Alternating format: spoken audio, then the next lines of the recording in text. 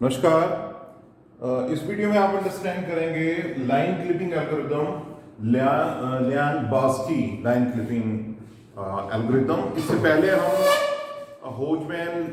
इससे पहले हम जो है Cohen Sutherland line clipping algorithm किए थे, जिसमें कि रीजंस होते हैं और रीजंस के अकॉर्डिंग ही हम एंड ऑपरेटर लगा के डिसाइड करते हैं कि कौन सी लाइन क्लिप हो रही है, कौन सी लाइन क्लिप नहीं हो रही। इसमें क्या है कि हमारे पास पैरामीट्रिक इक्वेशंस का यूज होता है।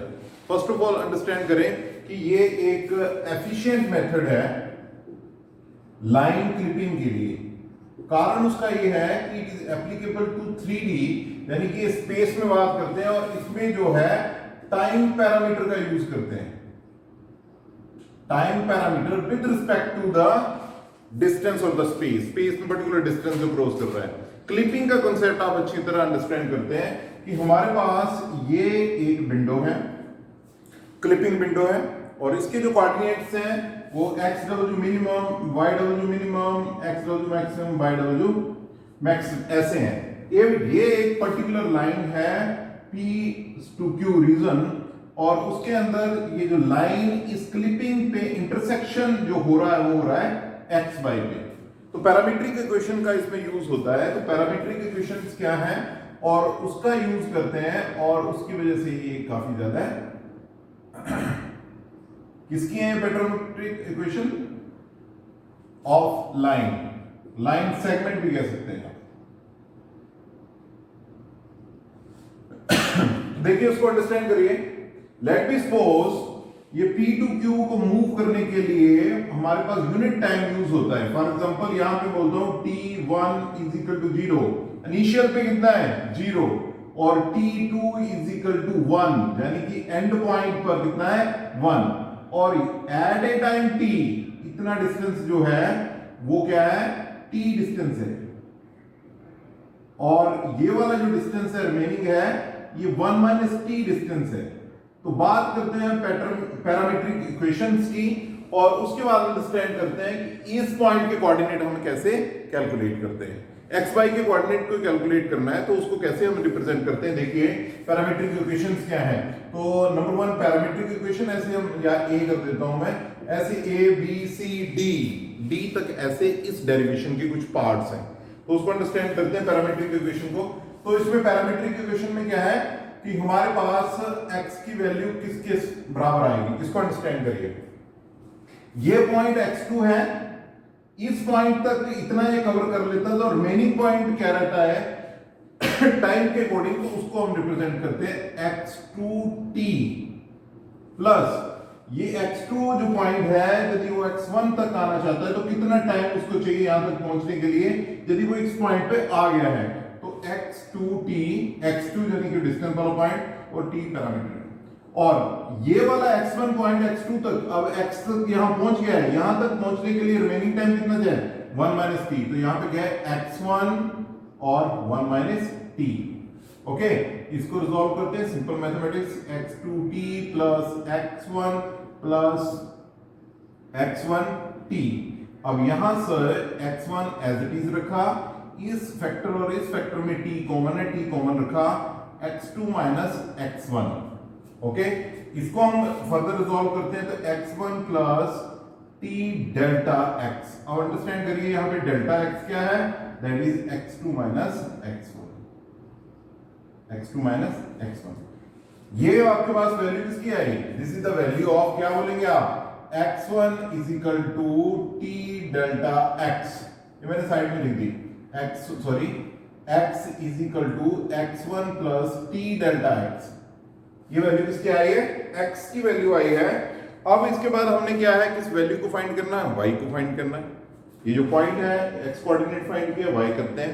तो मैं क्या यहां पे लिख दूं, similarly y is equal to y1 plus t delta y, और डेल्टा y किसके बराबर है, that is equal to delta y is equal to y2 minus y1, इसके बराबर।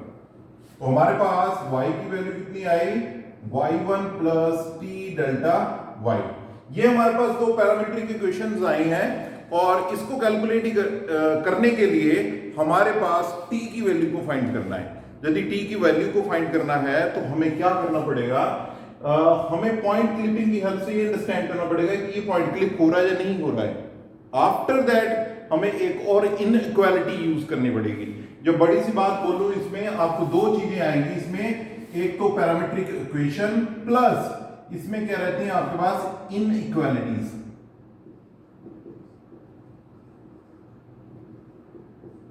ठीक है, और ये जो मेथड एक्चुअली जो दिया था वो साइरस बैक ने दिया था, आफ्टर दैट लियांग और बास्की ने इसको फर्दर कंटिन्यू किया था। तो इतना कोड हमने अंडरस्टैंड किया है।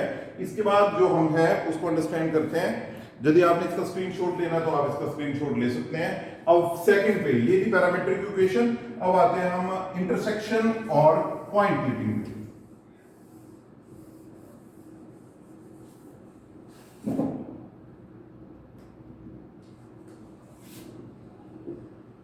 पॉइंट क्लिपिंग या आप कह सकते हैं कि इंटरसेक्शन, इनइक्वालिटीज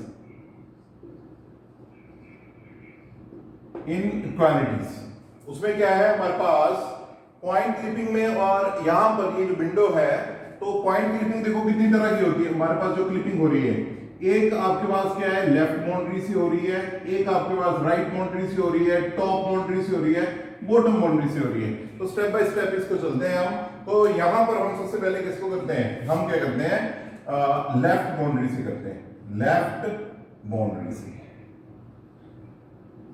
लेफ्ट बाउंड्री से क्या है कि ये हमारे पास क्या है, किसकी वैल्यू है एक्स डब्ल्यू मिनिमम। तो हमारे पास जो एक्स डब्ल्यू मिनिमम है ये छोटा होना चाहिए किससे, इस x से। x मतलब ये जो वैल्यू यानी कि x1 plus T delta x। ये तो क्लियर है ना, हमने अभी x निकाला नहीं है, x को निकालना है, उसके लिए हम कैलकुलेशंस कर रहे हैं। तो इसके बराबर होना चाहिए। सिमिलरली हम राइट बाउंड्री की बात करते हैं, राइट बाउंड्री की बात करते हैं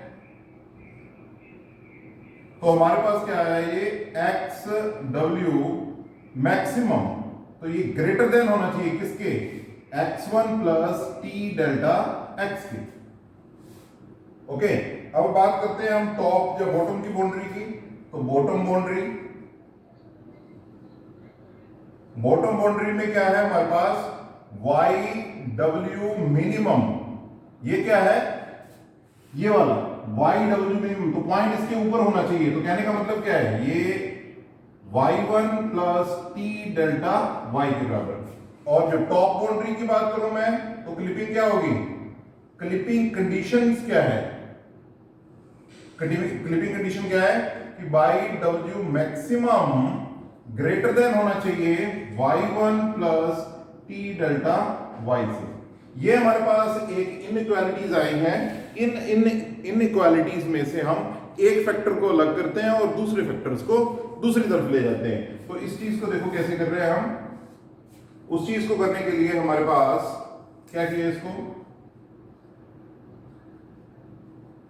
देखिए कैसे, ये वाला फैक्टर हम एक साइड रखते हैं और बाकी फैक्टर इकट्ठे कर देते हैं। देखो टी डेल्टा एक्स ये ऐसा रखा, x1 इधर ऐड हो गया, तो ये साइन देखो क्या है, एक ही चीज है ना, इसको अलग रखा, इसको दूसरी तरफ ले गए तो क्या आया ये x W minimum minus x1। देखो साइन क्या है, ये ग्रेटर देन वाला है तो ऑब्वियसली ये लेफ्ट में लेके गए तो साइन भी उसके अकॉर्डिंग होगा। ये इस चीज को हम करते हैं तो ये क्या आएगा टी डेल्टा एक्स, ये वाला इधर रहा तो ये less than x W maximum minus x1। उसके बाद टी डेल्टा y, ये बिल्कुल सेम है, ये x के लिए है, आगे दो वाली y के लिए होंगी, तो ये greater than y W minimum minus y1, और यहां पे टी डेल्टा y और less than y W capital Y maximum minus y1। ये हमारे पास क्या है वैल्यूज आई हैं।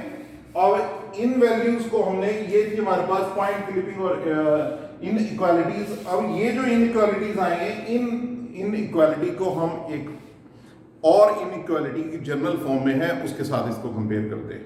तो वो इनइक्वालिटी क्या है, दैट इज, यानी कि हमने कैलकुलेट क्या करना है, हमारे पास ये कैलकुलेशन होनी चाहिए कि लाइन क्या, तीन तरह की लाइंस होती हैं, आउटसाइड, इनसाइड या पार्शियल इनसाइड। ओके, तो फर्दर हम डिसाइड करेंगे वो कैसे है। उस पॉइंट ऑफ व्यू से क्या है, यहां पर हम जो सी टाइप में जो दिख रहा हूं वो क्या है, इसको मैंने ऐसे रहने दिया, कंटिन्यूटी में इसमें आगे। तो हमारे पास ये जो इनइक्वालिटीज आई हैं, इस इनइक्वालिटीज को मैं किस फॉर्म में लिख रहा हूं, इन इनइक्वालिटी को मैं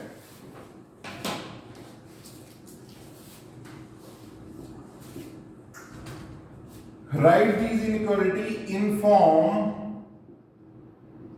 t p k, t मतलब जो हमारा पैरामीटर है, t p k less than equal to Q K, इस फॉर्म में लिखना चाहते हैं।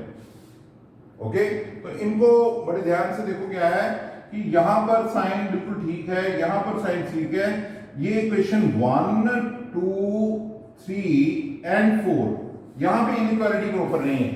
तो उसके लिए क्या करना चाहिए हमें, देखो एक बात बताता हूं आपको, यहां पे लिख रहा हूं 4 इज ग्रेटर देन 3। ओके, मुझे क्या है, इसको रिवर्स ऑर्डर में करना है, तो मैं क्या करूंगा, इसको दोनों साइड नेगेटिव कर देता हूं, तो -4 लेस देन -3 ऐसे। तो यहां पर इसी कंसेप्ट को हम अप्लाई करते हैं कि हम इक्वेशन नंबर कौन सी, equation number 2 okay, equation number 1 and equation number 3 को, दोनों साइड को हम माइनस से मल्टीप्लाई कर देते हैं। तो क्या हुआ, सो मल्टीप्लाई इक्वेशन कौन सी, 1 एंड 3 विद -1,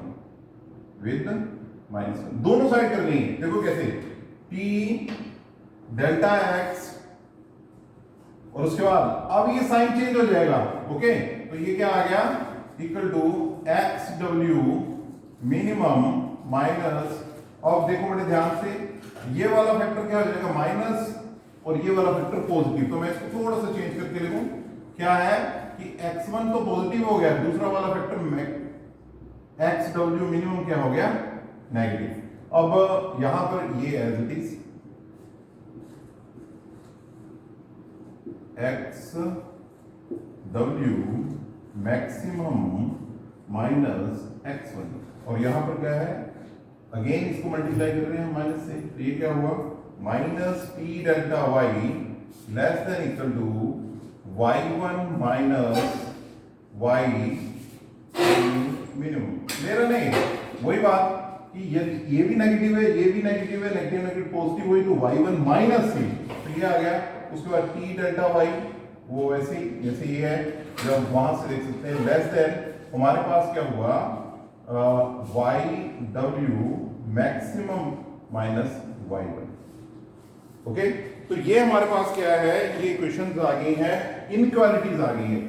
अब इन इनइक्वालिटीज को कंपेयर करना है आपने, जनरल फॉर्म कौन सी, t p k less than equal to Q K, इसके साथ कंपेयर करना है इनको। तो आप क्या अंडरस्टैंड कर रहे हैं कि यहां पर माइनस टी डेल्टा एक्स है, तो पी के की वैल्यू क्या हुई, उसको समझिए कि पी के किसके बराबर आया, पी के की यहां पर के किसके बराबर है, 1 2 3 और 4। तो ये क्या आया, P1 P2 P3 और P4। वैसे यहां पर Q1 Q2 Q3 और Q4 इसको लिखते हैं। तो P1 किसके बराबर आया, पर ध्यान से देखो, हमारे पास ये वाला पार्ट क्या है, TP के, ये वाला पार्ट क्या है, Q के, यहां पर T तो कॉमन है, बाकी क्या बचा, माइनस डेल्टा एक्स, और यहां क्या बचेगा, डेल्टा एक्स, यहां क्या बचेगा, माइनस डेल्टा वाई, कैसे, माइनस डेल्टा वाई। ओके, और यहां क्या बचेगा, डेल्टा वाई। ये क्या आ गया हमारे पास, P। अब Q को लिखते हैं, तो Q किसके बराबर आएगा, पूरे का पूरा as it is, x1 minus X W minimum, और x2 is equal to X W maximum minus x1 Q3 किसके बराबर आएगा y1 माइनस yw मिनिमम और ये किसके बराबर yw मैक्सिमम माइनस y1। ये हमारे पास वैल्यू किसकी आ गई है P1 P1 P2 P3 P4 Q1 Q2 Q3 Q4 हमारे पास ये वैल्यू आई है। On the basis of that अब हम इसकी करते हैं लाइन क्लिपिंग। अभी तक पॉइंट क्लिपिंग चल रही थी। पॉइंट का मतलब कि इंटरसेक्शन कहां पे हो रही है, पर हमें पता है लाइंस कई तरह की हैं। कोई लाइन आउटसाइड है, कोई लाइन इनसाइड है, कोई इनसाइड से आउटसाइड है, कोई आउटसाइड से इनसाइड है। ऐसी सिचुएशंस है तो लाइन क्लिपिंग अब अंडरस्टैंड करते हैं फर्दर। ठीक है, ये सी था जिसमें कि हमने एक जनरल फॉर्म के साथ इस इनइक्वालिटी को कंपेयर करके पी और क्यू की वैल्यूज को लिया है। अब देखिए क्या है लाइन क्लिपिंग, और यहीं से हम अंडरस्टैंड करते हैं हमारे पास तीन केसेस बनेंगे। यदि हम पी के की वैल्यू को लेके चले तो जो पी के की वैल्यू वो तीन हो सकती हैं। कौन कौन सी, या तो वो लेस देन जीरो होगी या ग्रेटर देन जीरो होगी। तीसरा केस कौन सा आएगा, तीसरा केस कौन सा आएगा, थर्ड केस इज हमारे पास ये हमारे पास आ गया लाइन क्लिपिंग। तो ये डी सेक्शन इस डेरिवेशन का। सो लाइन क्लिपिंग कहां से देखनी है आपने ऑन द बेसिस ऑफ किसके, पी के आफ्टर दैट क्यू की। पी के की वैल्यू को देखता है, फिर उसके बाद क्यू की वैल्यू देखना। तो देखो पी के की वैल्यू के तीन केसेस है। पी के इज इक्वल टू जीरो, पहला केस, क्योंकि पी के की वैल्यू कितनी है, वो जीरो है। तो पी के की वैल्यू जब जीरो होगी तो लाइन क्या होगी, दैट इज पहला केस। लाइन इज ये पैरेलल टू विंडो। ओके, कहने का मतलब है डायग्रामेटिकली यदि मैं रिप्रेजेंट करूं तो हमारे पास पैरेलल टू द विंडो मतलब क्या है कि हमारे पास जो जीरो है तो वो line is parallel to window at boundary. कहने का मतलब क्या है कि ये इसकी बाउंड्री है तो ये वाली लाइन हो सकती है। ये हमारे पास विंडो है और विंडो के बाद हमारे पास लेट मी सपोज ये वाली लाइन होगी, ये वाली लाइन होगी।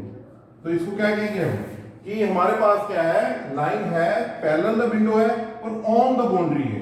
दूसरा केस क्या है, हमारे पास पीके की वैल्यू क्या है, ग्रेटर देन, पीके की वैल्यू जो है that is greater than zero. PK की वैल्यू क्या है, ग्रेटर देन सॉरी पीके की वैल्यू जो जीरो है वो लाइन क्या होगी, पैरेलल होगी। पहली बात उसको अंडरस्टैंड करते हैं। अब उसके बाद क्योंकि पीके की इस वैल्यू पे ही क्योंकि की वैल्यू चेक करनी है हमें। ठीक है, अब बात करते हैं कि पीके की जीरो पे यदि क्योंकि की वैल्यू लेस देन जीरो है, इसको मैं बाद में करता हूं, लेस देन जीरो है तो उसको कहेंगे हम line is parallel to window. जो लाइन इज, जो लाइन है वो क्या है, जो विंडो है उसके आउटसाइड है। Line is outside window. कहने का मतलब हमारे पास ये एक विंडो है और जो लाइंस बन रही है हमारे पास वो क्या है, ये लाइन, ये लाइन, ये लाइन, ये लाइन, विंडो के बाहर है। दूसरा केस क्या आता है कि क्योंकि की वैल्यू कितनी है, ग्रेटर देन जीरो है, क्योंकि इज ग्रेटर देन जीरो। तो इसमें क्या है, लाइन इज पार्शियल एंड और फुली इनसाइड। ये दो केसेस आते हैं। ये देखो, ये फिर से मैंने विंडो बनाई और उसके बाद हम यहां पर पार्शियल, ये है फुली, विंडो के अंदर है पूरी की पूरी, और ये वाली क्या है, पार्शियल, यानी कि कुछ पार्ट कितना बाहर है कुछ अंदर है, तो ऑब्वियसली इसको क्लिप करना पड़ेगा। थर्ड केस क्या आता है कि क्योंकि की वैल्यू क्या है, that is equal to zero. जब पीके की भी जीरो है, क्योंकि की भी जीरो है, तो उस केस में जो लाइन है that is line is on boundary. वो बाउंड्री पे कैसे, ये भी जैसे पहले बताया आपको मैंने, ये विंडो है तो ये वाली लाइन होगी, ये वाली लाइन होगी, तो उस केस में ये केस है। तो ये एक केस था जिसमें कि पीके की वैल्यू कितनी है, 0। अब नेक्स्ट केस अंडरस्टैंड करेंगे कि पीके की वैल्यू लेस देन है, पीके की वैल्यू ग्रेटर देन है, तो उस केस में हमारे पास ये क्लिपिंग कैसी होगी, तो उस चीज को अंडरस्टैंड करते हैं। तो उसमें क्या है, नेक्स्ट केस है कि पीके की वैल्यू क्या है, लेस देन 0 है, उसको देखते हैं क्या है। पीके की वैल्यू जो लेस देन 0 है, उस केस में क्या हो रहा है, PK is less than 0, PK is less than 0। तो उस केस में क्या है कि जो लाइन है हमारे पास वो क्या है कि जो स्टार्टिंग पॉइंट है वो बाहर है, ठीक है। तो क्या है, starting point is outside window, window के क्या है, बाहर है वो, ये लो भी विंडो, क्लिपिंग विंडो, और हमारा यहां पर जो पॉइंट है वो बाहर है, ये P है और ये Q है। तो स्टार्टिंग पॉइंट क्या है, वो बाहर है। उस केस में क्या होता है, उस केस में क्लिपिंग क्या करनी, तो उस केस में हमारा जो T टाइम पैरामीटर लिया है उसकी वैल्यू क्या आएगी, that is T1 is equal to, तो वो पैरामीटर की वैल्यू कितनी आएगी, हमारे पास लेस देन 0 है। उस चीज को अंडरस्टैंड करिए कि मैक्सिमम ऑफ, मैक्सिमम एक फंक्शन है जिसमें कि जो भी इसके अंदर वैल्यूज होंगी उन सभी वैल्यू का जो मैक्सिमम वैल्यू आएगी वो आएगी, वो किसके बराबर, 0, क्यू के अपॉन पी के, और के की वैल्यू कितनी है, 1 2 3 4, ये हो सकती है।